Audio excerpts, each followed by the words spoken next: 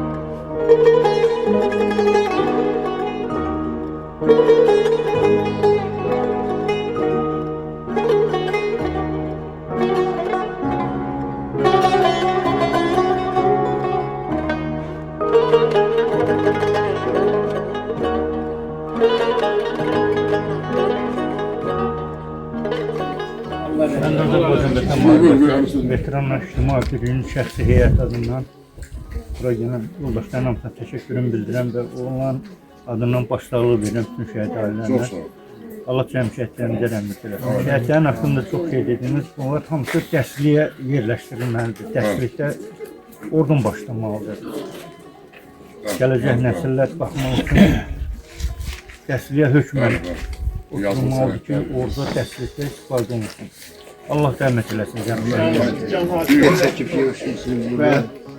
Ben de Azərbaycan Vətən Müharibəsi Veteranlar İctimai Birliyinin sədri müavini kimi sizlere bu kəndə şəxsən öz təşəkkürümü bildirirəm. Bu kənddə həmişə olanda nizam, intizam, bir-birinin qədrini bilmək. Həmişə siz bir-birinizlə həqiqətində həyatdır bu. Hamı bir-birindən mehriban və yaxşı olmalıdır. Yaxşılıq gedir burada. Allah bütün şəhidlərimizə rəhmət eləsin. Qazilərimizə can sağlığı versin. Valideynlərinə də səbir versin. Bariz müəllim dedi, o dərd gedəsidir. Ancaq eləmək lazımdır ki, o içində qala sənin də bürüzə verməyəsən. Allah bütün xalqımızı, Ali Başkomandanımızı qorusun, xalqımıza birliyi həmişə belə möhkəm olsun. Sağ olun, var olun. Allah sizi qorusun.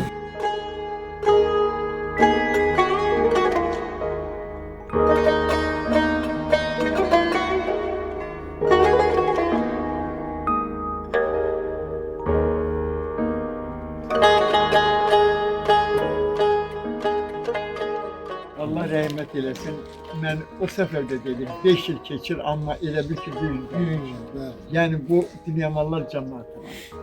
Çox minnətdaram mən ki, o doğrudan da burada iştirak edirlər. O cümlədən Beyləqan cəmiyyətinə, o cümlədən veteranlara. Elə bil ki, bu gün gəlmişik biz. Elə bil ki, İlqar bu gün dəfnimiz, o ruhla, o Allah rəhmət eləsin. İlqar gözəl oğlan idi, yaraşıqlı oğlan idi. Gözəl də qaməti var idi, gözəl də boyu var idi. Həm də zəngin bir mənəvi aləmi var idi ki, o onu apardı ora. Mən bir yol da demişəm, bunun ana babası Şuşalıdır. İlqar Şuşaya can atırdı. Yəni o içində o qan yaddaşı da var. Bilsən, hər şey var. Allah rəhmət eləsin, bütün şəhidlərimizin hamısını.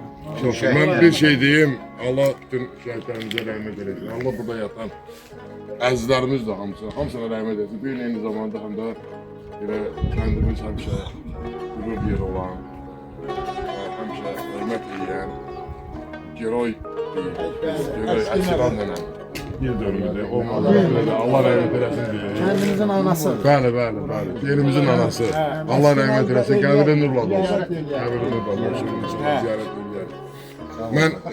Mən elə gəlir ki, şəhidlərimizi ziyarət edək. Allah rəhmət eləsin.